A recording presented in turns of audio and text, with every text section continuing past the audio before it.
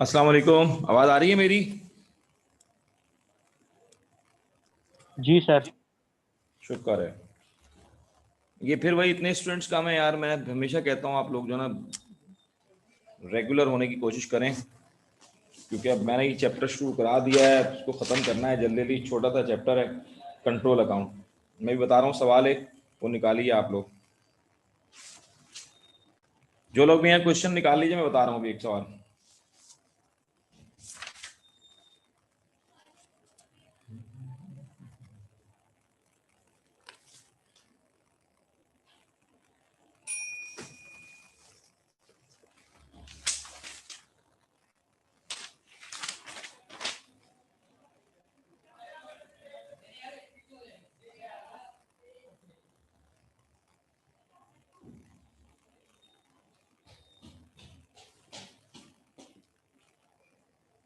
हमने last question कौन सा किया था?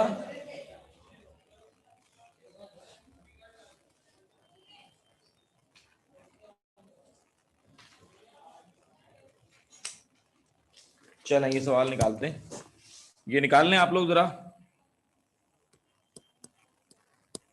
नवंबर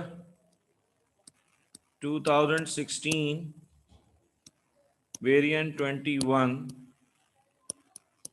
क्वेश्चन नंबर 2।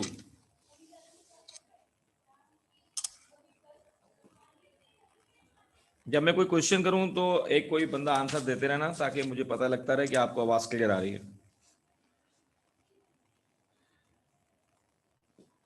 मैंने क्या सिखाया था? मैंने सिखाया था कि आपको जब रिकंसिलिएशन करना होगा तो उसके अंदर आपको जो इंफॉर्मेशन दी होगी, 7, 8, 6 जितनी भी इंफॉर्मेशन दी है, उसको एनालाइज करना पहले आना चाहिए कि कौन सी इंफॉर्मेशन रिकंसिलिएशन में ऐड या सब्ट्रैक्ट होगी और कौन सी information sales ledger control account में अमेंडमेंट में आएगी और कौन सी इंफॉर्मेशन दोनों साइड पर रिकॉर्ड होगी। ये हमने लास्ट क्लास में आपको जरा ब्रीफिंग दी थी और बहुत आराम आराम से पूरा सवाल कराया था। आज हम जो है जितने भी स्टूडेंट्स अभी कम से कम ये क्लास ले रहे हैं, उनका कम से कम ये फायदा हो जाएगा कि वो ये कंप्लीट कर लेंगे सवाल। तो लिहाजा क्वेश्चन निकाल लें आप लोग। नवंबर 2016 वेरिएंट 21 क्वेश्चन नंबर 2। अब यहां कह रहा है Rahim is a trader who makes all his sales on credit. He prepared the following sales ledger control account for the month of December 2015। उसने ये सेल्स लेजर कंट्रोल अकाउंट आपको बनाकर दे दिया है। और जरा हम जल्दी से चले आते हैं रिक्वायरमेंट पर। रिक्वायरमेंट ए में कह रहा है prepare the updated sales ledger control account balance. तो updated sales ledger control account balance का मतलब जरा समझ लीजिए। हमने updated sales ledger control account बनाना है। Sales ledger control account updated, जैसे बैंक रिकंसिलिएशन में करते थे। तो अपडेटेड में क्या करेंगे, जो क्वेश्चन में हमें बैलेंस कैरेट डाउन दिया हुआ है वो हम यहाँ पर बैलेंस ब्रॉट डाउन पहले इसी बैलेंस को कॉपी कर लेंगे, 20470। ये बैलेंस ब्रॉट डाउन है। अच्छा, अब हम क्या करते हैं, हम जरा रिकंसिलिएशन की हेडिंग भी डाल देते हैं ताकि हमें कोई परेशानी ना हो। साथ साथ जो चीज़ें रिकंसिलिएशन में आ रही हैं हम रिकंसिलिएशन में भी डालते रहें, ताकि आप जो है वो दोनों चीज़ें एक साथ समझते रहें। जो दोनों एक साथ आपके सामने सवाल होगा तो बहुत इजीली आपको समझ में आ जाएगा।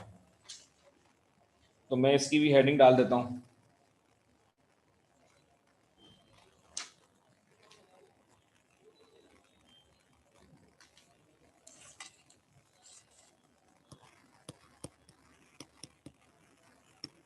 Statement to reconciliation.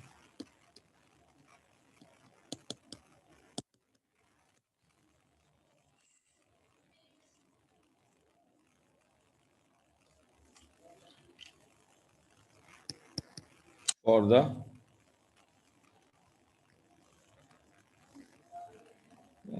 कोई डेट नहीं दी हुई बस। अब इसमें भी जो बैलेंस आपको सवाल में निकाल कर दिया जाएगा, वो सवाल में जो बैलेंस दिया हुआ है वो क्या कह रहा है नीचे देखें। जहां पर अकाउंट खत्म हो रहा है वहां लिखा हुआ है Rahim extracted a list of customers account यानी कि sales ledger balances from the sales ledger at 31 December 2015 totalling 18,740। वो कह रहा है कि जो आपका बैलेंस आ रहा था, सेल्स लेजर का बैलेंस जो आ रहा था, सेल्स लेजर बैलेंस जो आ रहा था, वो आ रहा था 18,470। पहले तो ये कॉन्सेप्ट समझो, 18,470 का मतलब कि ये दोनों बराबर नहीं आ रहे थे।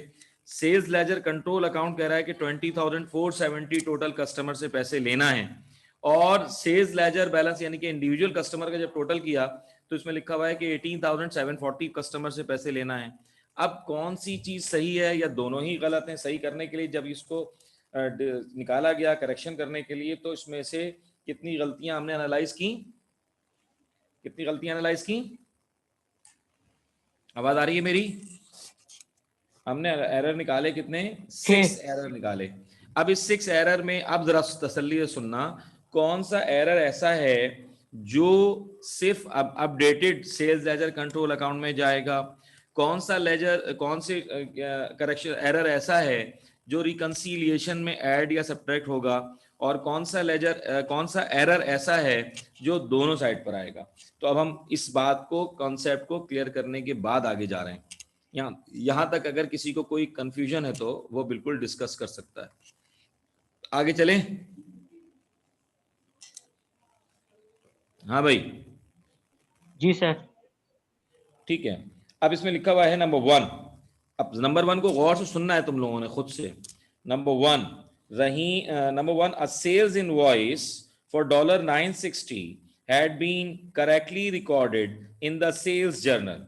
वो कह रहा है कि सेल इनवॉइस थी जो आपने सही रिकॉर्ड की सेल्स जर्नल में, यानी कि सेल्स के अकाउंट में सही रिकॉर्ड की, but had not been posted to the customer's ledger account, but had not been posted to the customer's ledger account। अब बताओ ये अपडेटेड में जाएगा या रिकंसीलिएशन में जाएगा?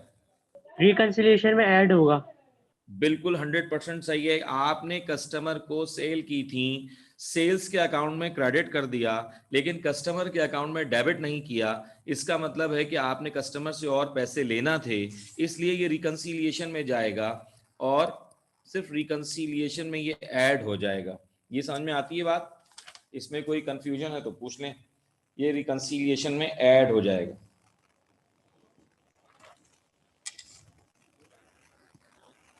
सेल्स रिकॉर्डेड, कितनी सेल थी भाई?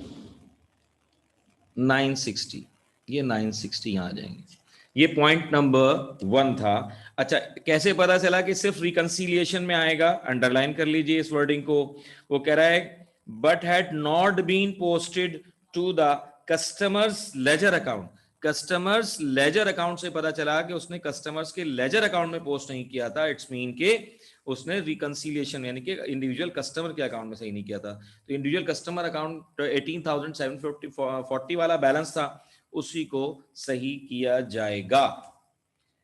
Point number 2, a customers irrecoverable debts of $250 had not been written off in any of Rahim's book of account in, अब अंडरलाइन करो जो जुमला मैं जोर देके पढ़ रहा हूं, had not been written off in any of Rahim's books of account। ये वर्डिंग से पता चला, in any of Rahim's books of account। अब बताओ ये कहां पर रिकॉर्ड होगा? दोनों में।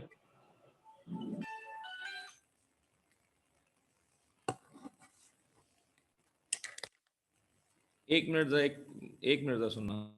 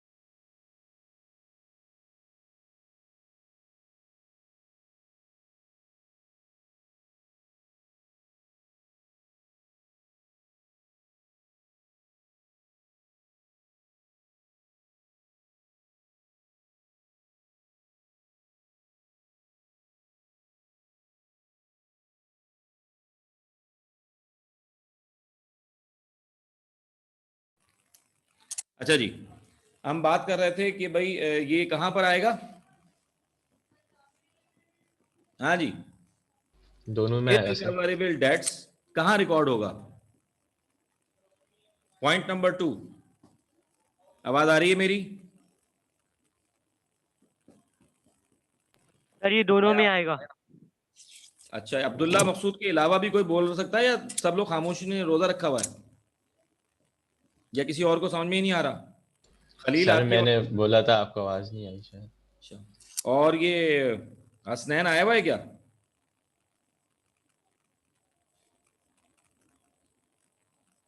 बेटा इसको इतना आसान नहीं लो, इसको इतना इजी ना लो, बहुत गौर से सुनो, बात समझ में नहीं आ रही तो क्वेश्चन करो, वरना ये टाइम निकल जाएगा आप लोगों का। अच्छा जी, ये दोनों तरफ आएगा, बिल्कुल सही है। और बैड डेट्स जब रिकॉर्ड होता है दोनों तरफ, तो इसका मतलब होता है कि आपका कस्टमर का अकाउंट कम हो गया, डिक्रीज हो गया, बैड डेट्स। तो बैड डेट्स रिकॉर्ड करने के लिए आप क्या करेंगे? दोनों तरफ का मतलब है कि आप बैड डेट्स को यहां भी रिकॉर्ड करेंगे, क्रेडिट साइड पर बैड डेट्स है 250, और यहां पर आप लेस कर देंगे क्योंकि कस्टमर का अकाउंट कम हो गया बैड डेट से, तो यहां लिख देंगे 250, ये ब्रैकेट डाल देंगे। ये हो गया पॉइंट नंबर 2। मैं बहुत आराम आराम से करा रहा हूं क्योंकि कुछ साइंसेस के स्टूडेंट भी बैठे हुए हैं, मैं ये चाह रहा हूं कि कम से कम उनको कुछ ना कुछ समझ में आ जाए। तो पॉइंट नंबर 3 पढ़ते हैं जरा।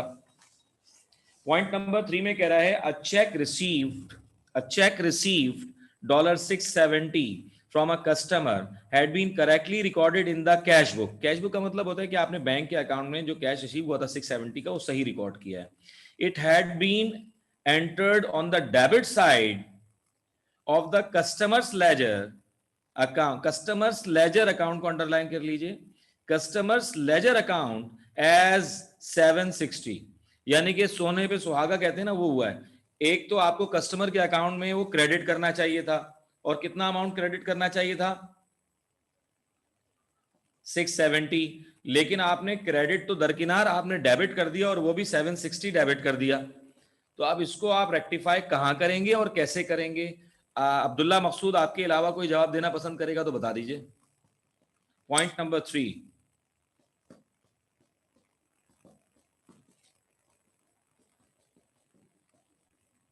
आवाज आ रही है किसी और को मेरी, या सब बहरे हैं?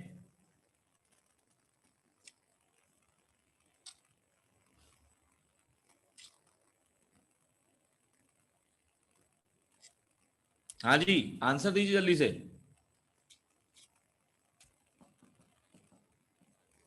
हेलो,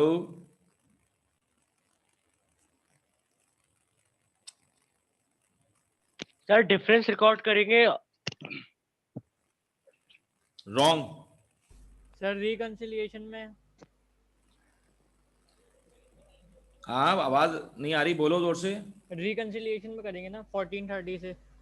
बिल्कुल, रिकंसीलिएशन में जाएगा और ये अमाउंट में ऐड कर लेंगे, डिफरेंस नहीं आएगा, ऐड करेंगे। मैं समझा देता हूं आप लोगों से, बोलने की अगर नहीं है तो फिर पढ़ना छोड़ दो भाई, अगर नहीं बोल सकते तो खामोश बैठ के अगर लेक्चर सुनना है तो फिर फायदा नहीं है ना।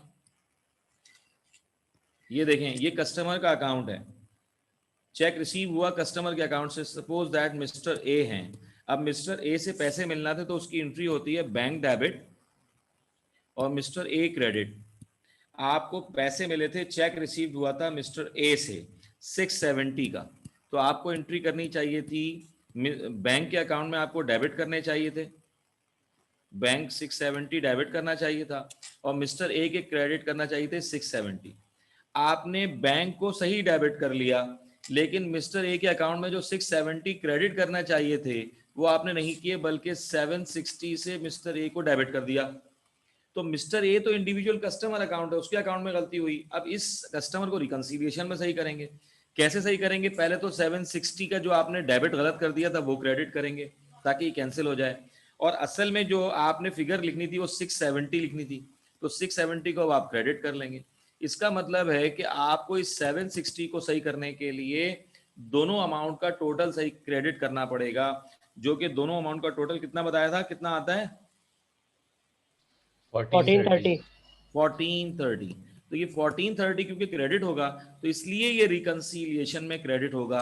नहीं समझ में आई तो दोबारा सुन लो। हमने मिस्टर ए से पैसे मिले थे 670, हमें मिस्टर ए के अकाउंट में 670 को क्रेडिट करना चाहिए था ये, लेकिन हमने उसकी जगह गलती से डेबिट कर दिया 760। तो जो गलत डेबिट कर दिया उसको क्रेडिट करके हमने पहले तो राइट ऑफ कर दिया, और असल में जो अमाउंट क्रेडिट करना चाहिए था वो कर दिया। तो लिहाजा ये दो अमाउंट क्योंकि क्रेडिट में करना पड़ गया मिस्टर ए के, तो दोनों का अमाउंट टोटल बनता है 1430। तो जब हम मिस्टर ए को 1430 से क्रेडिट करेंगे तो ऑटोमेटिकली हमारा एरर जो है वो रेक्टिफाई हो जाएगा। तो हम यहाँ पर 1430 माइनस कर देंगे, सही है, 1430 हम क्या कर देंगे, माइनस कर देंगे, और वो अमाउंट जो है वो क्या कहलाएगा, हमारा क्या कहलाएगा, बैंक। आप लिखेंगे less error rectified for collection of customer. बस ये हो गया आपका खत्म। सर अगर एरर, अमाउंट, सर बोलो बोलो।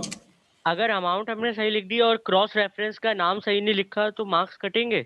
नहीं, इतना नहीं, कुछ नहीं होता। आपने बहुत ही गलत कोई उल्टी बात लिख दी तो बात अलग है, वरना मिलती जुलती आप जो भी चीज लिखे हो, क्योंकि ये कोई रूल नहीं है ना, ये कोई अकाउंट का नाम नहीं है, ये तो आप ठीक है। अपनी शो कर रहे हैं, नरेशन कर रहे हैं आप। नरेशन मुख्तलिफ लैंग्वेज में हो सकती है, बस ऐसा ना हो बिल्कुल ही रॉन्ग हो जाए, आप यहाँ लिख दें एक्सपेंसेस रिकॉर्डेड तो गलत हो जाएगा। अच्छा जी, ओके अब सर। हम आ जाते हैं दोबारा से पॉइंट नंबर 4 पे। पॉइंट नंबर 3 हमने कराया है अभी, पॉइंट नंबर 4। पॉइंट नंबर 4 में कह रहा है a cheque received $200 from a customer had been return unpaid by the customers bank.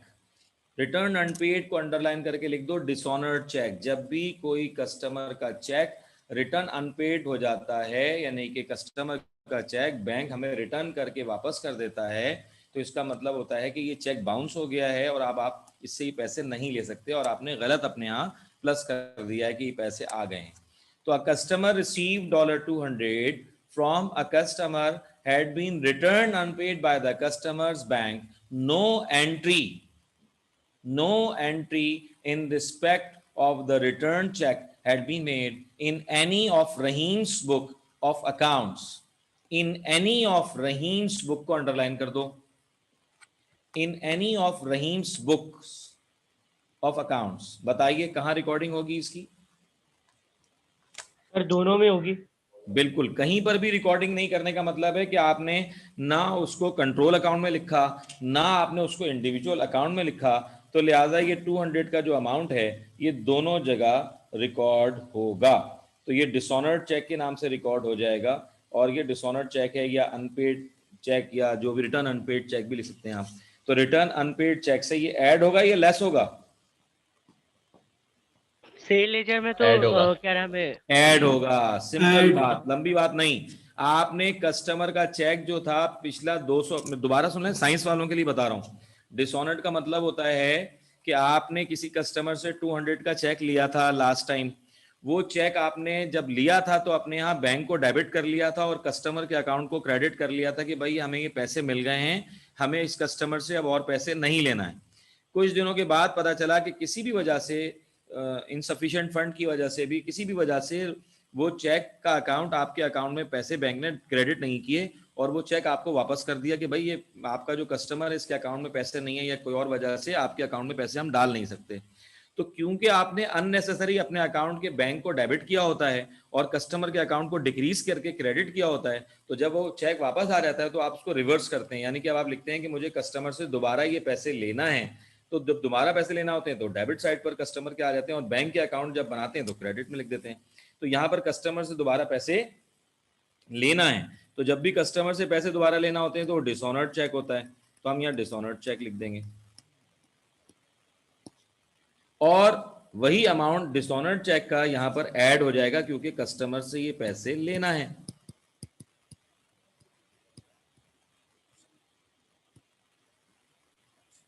ये 200 ऐड हो जाएंगे, दैट्स इट। तो ये आपको समझ में आ गया होगा।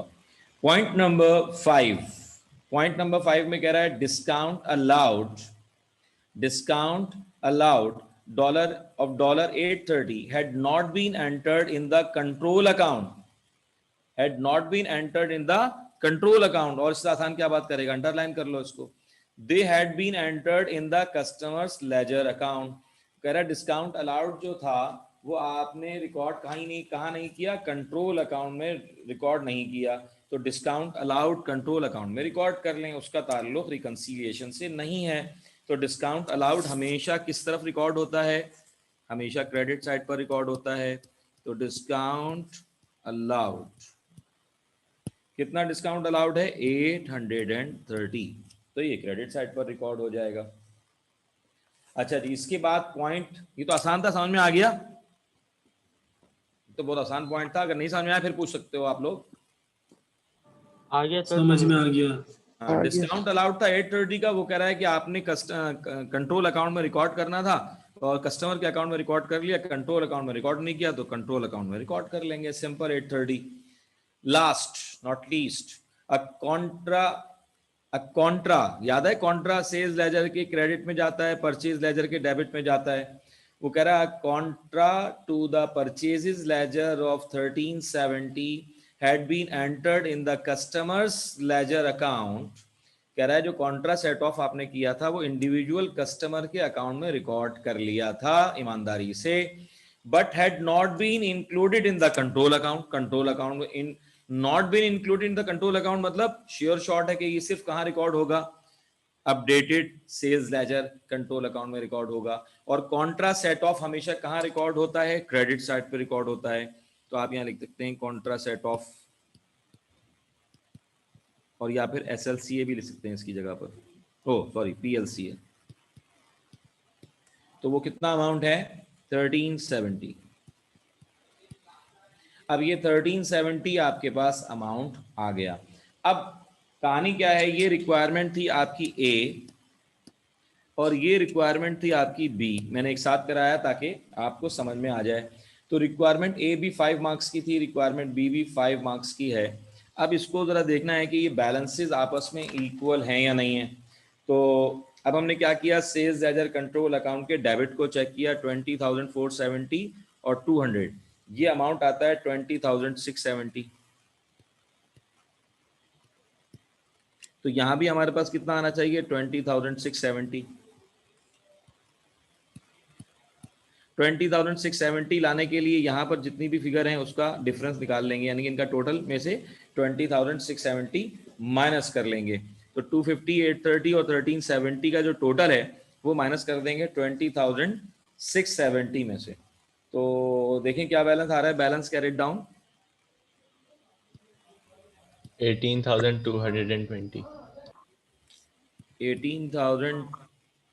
18,220 ये आपका बैलेंस कैरेट डाउन आ गया, जिसको कि हम बैलेंस BD अगली साइड पर लिख देते हैं 18,220।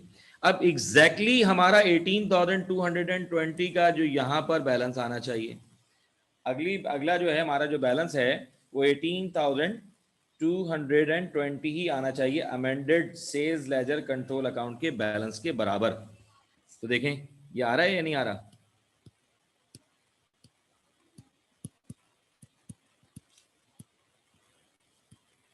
आ रहा है चेक सर, करना जरा, आ रहा है सर, आ रहा है। यही आ रहा सर, है आ रहा है।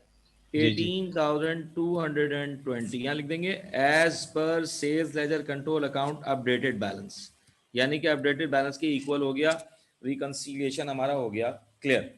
तो अब यहाँ पर जो उसने कहा है हमसे रिक्वायरमेंट में, नेक्स्ट रिक्वायरमेंट में कहा है C state 3 advantages to a business of maintaining a sales ledger control account. ये बहुत दफा पूछता, तो एक दफा 3, 4, 5 एडवांटेजेस आप याद कर लो, जैसा कि मैंने कहा था कि टू प्रिवेंट फ्रॉड, हाँ, टू रिकंसाइल इजीली, और इसका कहते हैं और अर्थमेटिकली क्रॉस वेरिफिकेशन, ये सारी जो है एडवांटेजेस हैं। जैसा कि आप किताब में लिखा हुआ भी देख लोगे तो advantages of sales ledger control account में पढ़ लेना, 3-4 एडवांटेज बार बार आता है ये कि सेल्स लेजर कंट्रोल अकाउंट के एडवांटेजेस क्या हैं। तो trade receivable figure for inclusion of a trial balance and balance sheet can be easily and quickly found. correspondence record of control account items in the subsidiary books, मतलब individual customers account act as check on fraud and misappropriation which can easily be detected. Mistakes and error in trade receivable control account can easily and quickly be detected and corrected by comparing total of subsidiary books with the amount shown in control accounts. तो ये आप दो चार चीजें जो है वो आपको बताई भी जा चुकी हैं ज़बानी। अच्छा, इसके बाद उसने ये बड़ा दिलचस्प सवाल पूछा है, आमतौर पर ही कंट्रोल अकाउंट में पूछता तो नहीं है। उसने क्या पूछा है, डी, ये 3 नंबर का तो वो था एडवांटेजेस, और state 2 types of error that will not be identified by producing a sales ledger control account. कोई से भी एरर बता दो भाई, वो जो मैंने पुअर सीसी वाले बताए थे, error of principle, error of commission, जिसमें आप कहीं पर भी से दोनों तरफ की जो गलतियां होती हैं वो नजर नहीं आती, यानी कि ट्रायल बैलेंस इक्वल होता है लेकिन वो गलती सेल्स लेजर या किसी में भी हो सकती है। तो वो आप कोई सा भी दो लिख दें, एरर ऑफ प्रिंसिपल, यानी कि पुअर सीसी में से कोई सा भी लिख दें आप, हाँ, error of principle, error of commission, error of क्या क्या ओरिजिनल एंट्री, कंप्लीट रिवर्सल, जो भी दो लिख दें आप कोई से भी। तो इस वजह से तो याद रखें कि जब इसकी थ्योरी भी साथ साथ लिखना सीखिएगा आप, ऐसा ना हो कि आप थ्योरी की आदत ना हो आपकी, और आप थ्योरी की आदत नहीं डालेंगे तो आपके एग्जाम में मार्क्स कट जाएंगे। एएस है ये, ओ नहीं है।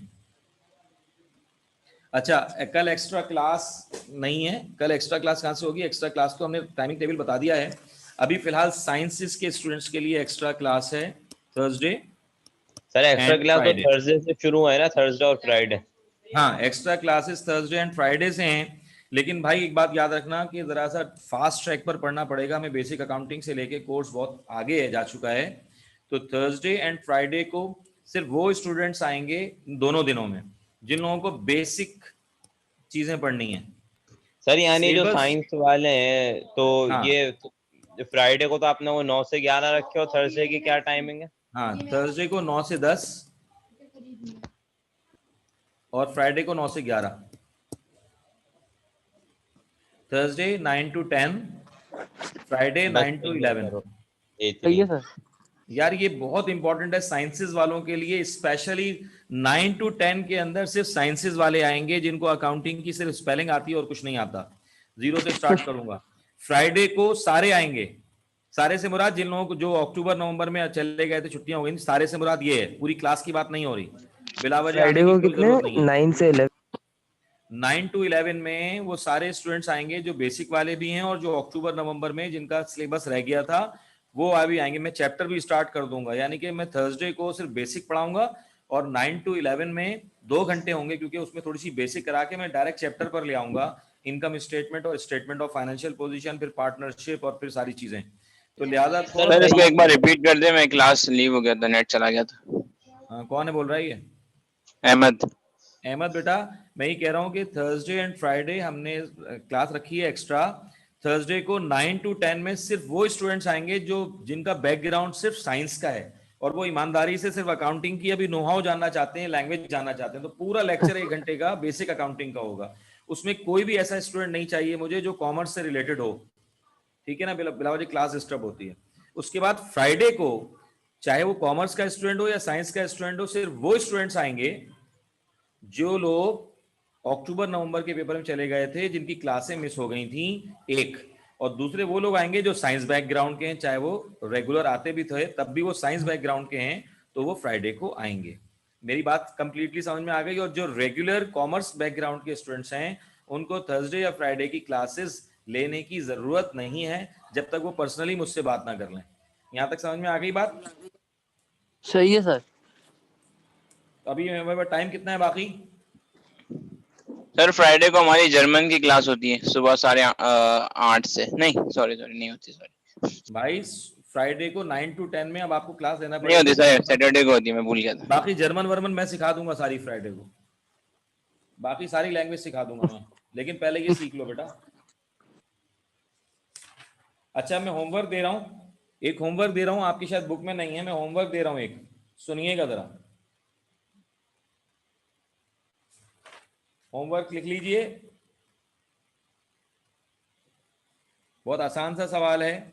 एक तो ये तो आपकी बुक में है, मई 2017 पेपर 21 क्वेश्चन नंबर 3, या मैं अभी करा दूं, ये छोटा सा तो है, और एक आपको शायद पास पेपर में ढूंढना पड़ेगा, ये मैं आपको बता दूं। अगर ये नहीं है आपके पास तो ये आप निकाल लीजिएगा रॉफ पेपर से। बहुत इंपॉर्टेंट सवाल है, बहुत अच्छा इसे समझाया इसके अंदर। मई 2010 वेरिएंट 23 क्वेश्चन नंबर 2, ये बहुत अच्छा सवाल है। आप इसको बगैर मार्किंग स्कीम देखे सॉल्व करेंगे पहले। अगर आपने मार्किंग स्कीम का सहारा लिया तो आप खुद कभी भी अपने आप को बिल्ड नहीं कर पाएंगे। और मैंने जो सवाल कराए थे बाकी हो गए, तो अब आप जो है वो ये वाले सवाल कंप्लीट कर लें ताकि हम जो है वो नया चैप्टर शुरू कर सकें। चैप्टर में हम रुक नहीं सकते। और याद रखना भाई, इनकम्प्लीट रिकॉर्ड का जो है वो डेडलाइन है ना कल, या नहीं है? नहीं, इनकम्प्लीट रिकॉर्ड में तो मैंने टाइम दिया हुआ है आपको। कोई होमवर्क तो नहीं है ना हमारे पास इनकम्प्लीट रिकॉर्ड के 5 सवाल के अलावा, 5-10 सवाल के अलावा? इनकम्प्लीट रिकॉर्ड के मैंने कहा था कि रोजाना एक सवाल के हिसाब से आप करते रहें, लेकिन करना है, मैं चेक करता रहूंगा साथ साथ। और ये चैप्टर हमारा जो शुरू हुआ है कंट्रोल अकाउंट, ये भी अब तकरीबन खत्म हो गया है। और हमारा नया चैप्टर अब कल मैं फिनिशिंग कराऊंगा। कल फिजिकल क्लास है तो कल मैं कंट्रोल अकाउंट से फिनिशिंग कराऊंगा ताकि मेरे सामने आप लोग जाहिर हो जाएं कि आपने कितना कर लिया है। लेकिन अब हम नया चैप्टर स्टार्ट करेंगे कंट्रोल अकाउंट के बाद, इन्वेंट्री वैल्यूएशन। कंट्रोल अकाउंट के बाद इन्वेंट्री वैल्यूएशन स्टार्ट करेंगे हम। तो लिहाजा आप लोग सब जो है अब जरा कमर कस लें, अब थोड़ा सा स्पीड बढ़ाएंगे हम कोर्स की, और आपने घर पे बैठ के काम ज़्यादा करना है। इसमें अनुषा आप खास तौर पे थर्सडे को ज़रूर आएंगी बेटा। और मेरे ख्याल में नवेरा आई है आज,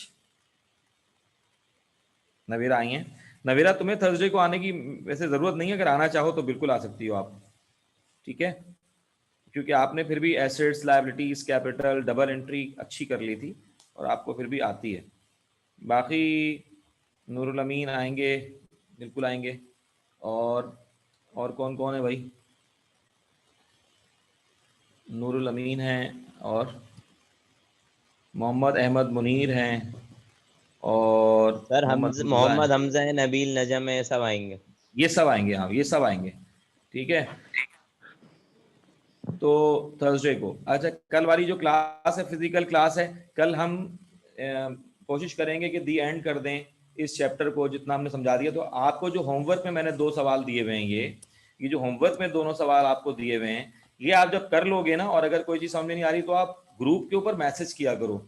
जब भी कोई क्वेश्चन प्रैक्टिस करने लगो और कोई चीज़ समझ में ना आए तो आप मार्किंग स्कीम का नकल करके बेहतर है, नकल करने से बेहतर है कि आप उसके कॉन्सेप्ट क्लियर करने के लिए, अगर आपका कॉन्सेप्ट क्लियर नहीं हो रहा तो आप उसकी पिक्चर भेजा करो क्वेश्चन की और ग्रुप पे मैसेज कर दिया करो। ग्रुप पे मैसेज करने से ये होगा कि अगर मैंने नहीं देखा, ग्रुप पे इतने सारे लोग हैं, किसी और की भी समझ में आ गया हो तो फिर वो आंसर दे देता है। इस तरह टाइम सेव हो जाता है। स्पेशली आप मुझे सेंड करते हो तो कभी कभार मैं बिजी होता हूँ तो जवाब देने में देर हो जाती है, तो आपका टाइम वेस्ट होता है। तो आप ग्रुप पे डाल दिया, तो ग्रुप पे अगर मुझे नजर आ गया तो मैं जवाब दे दूंगा, किसी और को नजर आया तो वो जवाब दे देगा। तो इससे जैसे कल अब्दुल्ला मकसूद ने मुझसे सवाल किया था तो मैंने उसको दे दिया था जवाब। लेकिन ग्रुप पे आप, अब्दुल्ला मकसूद से भी कह रहा हूँ कि आप लोग ग्रुप पे मैसेज डाला करो। इससे क्या होगा कि बाकी लोगों को भी, बाकी लोग भी इन रहेंगे कि हाँ यार ये चीज चल रही है, इस तरह काम हो रहा है, तो ये ज्यादा बेहतर है आप लोगों के लिए। एक सवाल और करा दूं, अभी टाइम है हमारे पास, 20 मिनट हैं, 20 मिनट है। एक सवाल और छोटा सा है, करेक्शन इसी से रिलेटेड, वो करा देता हूं ताकि कल हम एक बड़ा सवाल करा सकें।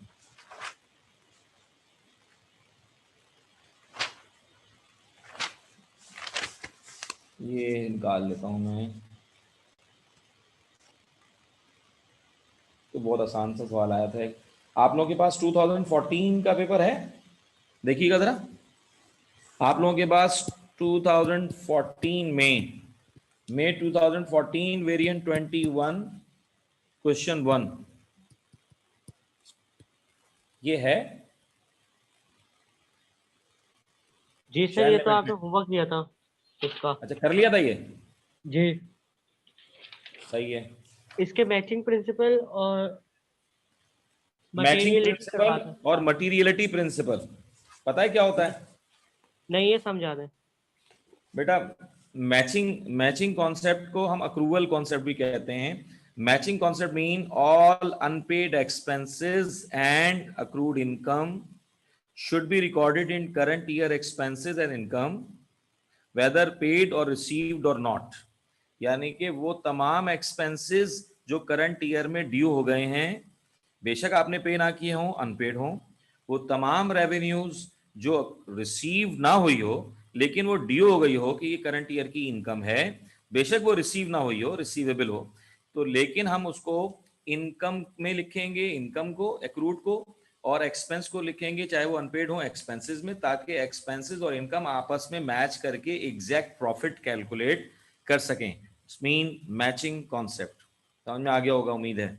यानी कि ऑल अनपेड एक्सपेंसेस और receivable income should be recorded in current year income statement as an expense and as an income. Materiality concept क्या होता है? मटीरियलिटी कॉन्सेप्ट होता है कि आप any minor value or monitoring value of minor value of assets treated as an expense। कोई भी कम value के जो एसेट्स हैं जिनकी अमाउंट कम होती है, जैसे टूल्स होते हैं, जैसे जार वगैरह होते हैं किसी लेबोरेटरी वगैरह के अंदर, ये छोटे छोटे जो आइटम्स होते हैं, या कैलकुलेटर है, या किसी बहुत बड़ी मल्टीनेशनल कंपनी में कोई लैपटॉप है, ऐसी जगहों पर ये जो मॉनिटरिंग वैल्यू के जो एसेट्स रह जाते हैं, इनको एसेट्स के तौर पर ट्रीट करने के बजाय इनको एक्सपेंसेस के तौर पर ट्रीट किया जाता है। इट्स कॉल्ड मटीरियलिटी कॉन्सेप्ट, यानी कि उसको मटीरियलिटी बेस पर एसेट्स तो हैं लेकिन उसको एक्सपेंसेस के तौर पर ट्रीट किया जाता है। वरना अगर उन छोटी छोटी चीज़ों को भी एसेट्स के तौर पर ट्रीट करेंगे, क्योंकि वो लॉन्ग टर्म बेसिस पर चलते हैं, तो फिक्स एसेट्स पर फिर डेप्रिसिएशन निकालो और ये सब चीज़ें लंबी हो जाती हैं, इसलिए इसको डायरेक्ट एक्सपेंसेस के तौर पर ट्रीट किया जाता है। बास कंपनी से एक अमाउंट फिक्स कर लेती हैं कि भाई $1000 तक की जितने भी छोटे एसेट्स हैं उनको एक्सपेंस के तौर पर ट्रीट किया जाएगा, और $1000 से जो ऊपर के होंगे उनको एसेट्स के तौर पर ट्रीट किया जाएगा। ये हर कंपनी की अपनी एक पॉलिसी हो सकती है, लेकिन मेन कॉन्सेप्ट यही है। ठीक है। अच्छा, जो ओ लेवल में हमने अकाउंटिंग प्रिंसिपल पढ़ाए थे, जिन्होंने मुझसे ओ लेवल में किया था उनको मेरे ख्याल में सारे अकाउंटिंग प्रिंसिपल्स याद होंगे, लेकिन ए लेवल के अंदर एक अकाउंटिंग प्रिंसिपल और है, सब्सटेंस ओवर फॉर्म।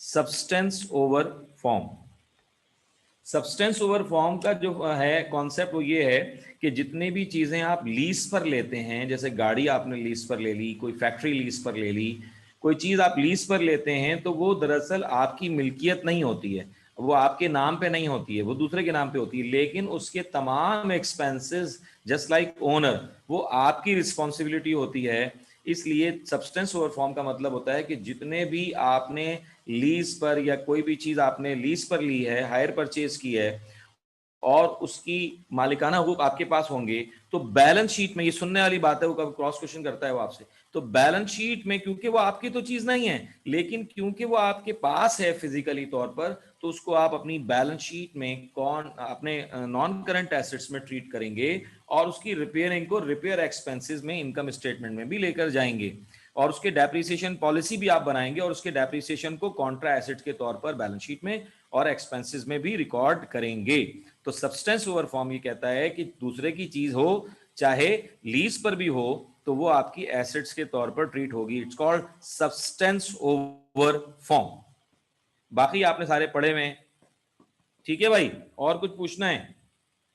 सर ये जो प्रिंसिपल है आपके, ये सारे ओ लेवल के, मतलब मुझे सिखा देंगे दोबारा? मतलब हाँ, मुझे बिल्कुल इतनी सिखा उसमें देंगे, नहीं पढ़े। बिल्कुल सिखा देंगे भाई, क्यों नहीं सिखाएंगे। बस हम ओके ये सर। किसी दिन याद दिला देना, किसी दिन हमारा लेक्चर जरा जल्दी खत्म हो गया होगा ना, 10 मिनट पहले, तो हम ये सारे प्रिंसिपल एक दो लेक्चर दे देंगे। ठीक है। श्योर जी। इसके बाद है क्वेश्चन नंबर, अच्छा ये सारे ही हो गए, तकरीबन कम ही सवाल थे आपकी किताब में। जो क्वेश्चंस हैं, क्वेश्चन नंबर लास्ट कौन सा ईयर का है जरा बताना। आपकी बुक में कंट्रोल अकाउंट कौन सा ईयर है लास्ट? 2019। आपकी बुक में कितने सवाल हैं टोटल? 10 सवाल हैं। जो आखिरी वाला सवाल है उसका ईयर क्या है? 2019। 2019 पूरा बताओ। मई 2019, पेपर 23, क्वेश्चन नंबर 3। और बोलो second last. May 2019, paper 21, question number 21 2. 21,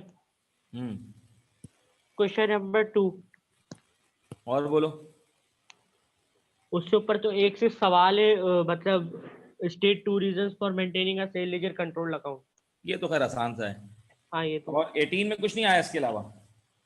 नवंबर 2017 में आया था फिर। नवंबर 2017 में आया है। मेरी किताब में जी। देखने दो, मैं देख लूं पहले। नवंबर 2017। हाँ, नवंबर 2017 में क्या है? Paper 22, question 2।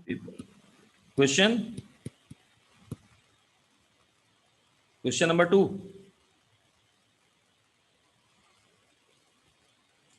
है भाई।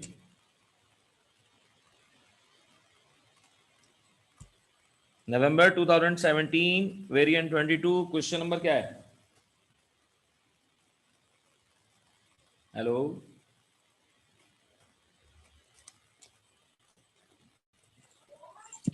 ठीक सर है, क्वेश्चन 2 है। ठीक है।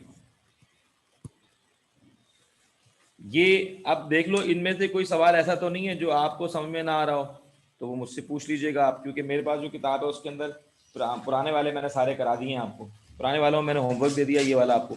तो इससे क्या होगा कि अच्छा चैप्टर बन जाएगा, अच्छे क्वेश्चन की प्रैक्टिस हो जाएगी आपकी, और आपको ये चीज़ समझ में भी आ जाएगी। तो लिहाजा आप लोग जो है कोशिश कीजिएगा कि ये सारे क्वेश्चन कर लें। वैसे इतना कोई मुश्किल चैप्टर नहीं है ये, बस थोड़ा सा एनालाइज करना पड़ता है, और कुछ बात नहीं है।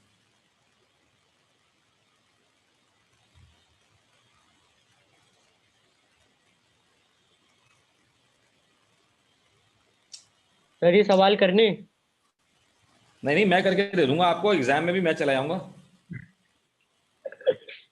सही है, आपको क्या जरूरत, हाथों में तकलीफ हो जाएगी भाईजान। जब भी तो बोल रहा हूँ कि ये सवाल मैं देखना चाह रहा था कि आपकी बुक में कितने और हैं। अब जो आपने सवाल करने हैं, ये क्या कहते हैं, कल जो करके लाना है वो तो 2 हैं होमवर्क के तौर पर, ये वाले हैं, ठीक है। या फिर आप इनमें से कोई से भी करके ले आए, या तो ये 2 करके ले आए, ये 3 करके ले आए, या फिर ये ऊपर वाले 2 करके ले आए, कोई से भी करके ले आए आप। वैसे स्पेशली तौर पे ये करके ले आए आप, May 2017 वेरिएंट 21 और May 2010 वेरिएंट 23 क्वेश्चन नंबर 2। बाकी May 2019 का जो है वो मैं करा दूंगा आपको, बेशक मैं समझा दूंगा, कोई ऐसा मसला नहीं है, लेकिन पढ़कर आएंगे आप सारे। अब ये चैप्टर को कल की क्लास में खत्म करना है, बस मकसद मेरा ये है। इसको इतना पढ़ के आ जाएं कि कल कोई क्यूरीज हो छोटी मोटी तो वो आप मुझसे कर लें। चैप्टर का मेन कॉन्सेप्ट क्लियर हो गया है, ये इतना बड़ा चैप्टर नहीं है कि इसको ज्यादा टाइम दिया जाए। अब आपको नेक्स्ट चैप्टर की तरफ आना है, और वो चैप्टर भी आसान है, यानी कि वो इन्वेंट्री वैल्यूएशन भी इसी तरह छोटा सा चैप्टर है, बैड डेट्स, बैंक रिकंसिलिएशन, ये छोटे छोटे चैप्टर में नंबर ऑफ चैप्टर्स आपके जो है छोटे छोटे चैप्टर खत्म कराना चाह रहा हूँ, ताकि हम जैसे बैंक रिकंसिलिएशन हो जाएगा, बैड डेट्स, ये 1-2 दिन के लेक्चर हैं। फिर उसके बाद एक बड़ा सा टाइम, जरा सा टाइम ज्यादा लगेगा, किसमें लगेगा, सस्पेंस अकाउंट में और डेप्रीसिएशन में। बस इसके बाद और कोई ऐसी चीज आपके पास नहीं आएगी। फाइनेंशियल स्टेटमेंट भी, रेशियो एनालिसिस भी आसान है, इतना कोई देर नहीं लगेगी उसको, और हम सारी चीजें आप कर चुके हैं।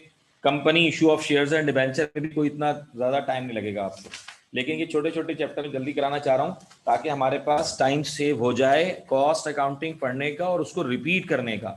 कॉस्ट अकाउंटिंग पढ़कर जब तक हम उसको रिपीट नहीं करेंगे, हम बहुत अच्छा रिजल्ट प्रोड्यूस नहीं कर सकते। प्रॉब्लम सिर्फ प्रैक्टिस की है। अभी भी मैं देख रहा हूँ कि हमारे पास जो स्टूडेंट, जो रेगुलर स्टूडेंट्स आते हैं वो तो आते हैं, जो नहीं आए वो नहीं आए। अच्छा यार, अटेंडेंस पता नहीं, मैंने उसको, अनमता साहब आजकल क्लास लेती है नहीं लेती, अनमता है आज, थी आज अनमता? यूसुफ जरा ये स्क्रीनशॉट लेकर जो इससे पहले भी स्टूडेंट्स आए थे उनके नाम बता देना जरा, अटेंडेंस मैं लेना भूल गया यार।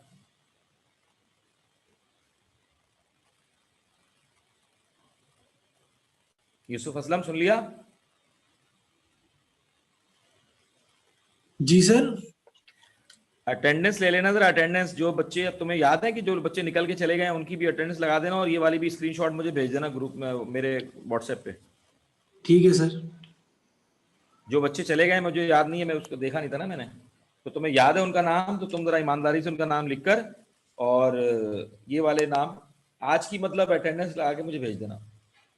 ठीक है सर। ये वाली अटेंडेंस तो है मेरे पास, लेकिन फिर भी एक दफा पूरी लिख देना। ठीक है। ठीक है भाई?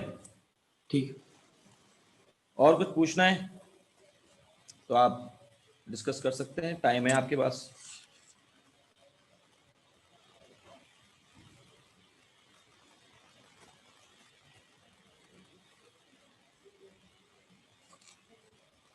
चलें फिर एंड करते हैं। सही है, मुझे यूसुफ व्हाट्सएप कर देना अटेंडेंस। जी जी सर ठीक है। ओके, अल्लाह हाफिज। अल्लाह।